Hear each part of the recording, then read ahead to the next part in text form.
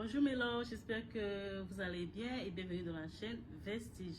Aujourd'hui, on va parler en fait des 13 premiers décrets que Trump a signés quand il est immédiatement passé au pouvoir. Ce sera une très longue vidéo, mais je vais découper ça en parties parce que c'est beaucoup de choses à parler. Sans plus tarder, quels sont... Le premier jour que Trump est arrivé au pouvoir, il a émis 13 décrets sur l'immigration. Parmi ces décrets, il veut mettre la fin à la citoyenneté de naissance et plus encore. Donc, reste dans la vidéo pour savoir de quoi Trump parle, de quoi il a signé. En moins de 24 heures que le président américain a pris ses fonctions, il a promulgué une série d'ordres exécutifs impactant les immigrants. Lui, il ne veut plus ça. Donald Trump a aussi parlé de réintégrer, j'ai mes notes, il a parlé de réintégrer la politique de rester au Mexique. Cette politique obligera particulièrement aux demandeurs d'asile à la frontière sud à attendre au Mexique leur audience au tribunal de l'immigration américain.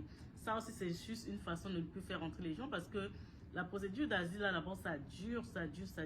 Donc, si lui, il décide de garder juste les gens au Mexique qui attendent que leur statut d'asile soit confirmé, qui n'entrent pas d'abord aux États-Unis, c'est qu'ils vont que rester au Mexique. Il a décidé à la poursuite de la construction du mur avec à la frontière sud avec le Mexique. Il a parlé d'interdiction d'asile aux personnes qui ont franchi illégalement la frontière. Donc, si tu as franchi illégalement la frontière américaine et que tu viens et tu demandes l'asile, il a interdit ça. Il veut interdire ça. En fait, ici, il vise à mettre fin à l'asile et fermer la frontière aux personnes sans droit afin de faciliter un processus d'expulsion plus immédiat.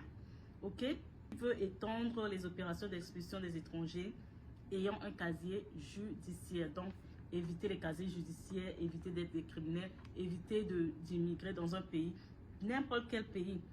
Parce que éviter d'immigrer dans un pays et que vous devenez délinquant avec les casiers judiciaires. Selon son nouveau décret, selon le nouveau décret de Trump,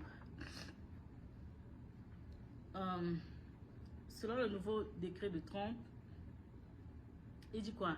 Le privilège de citoyenneté américaine ne s'étend pas automatiquement aux personnes nées aux États-Unis.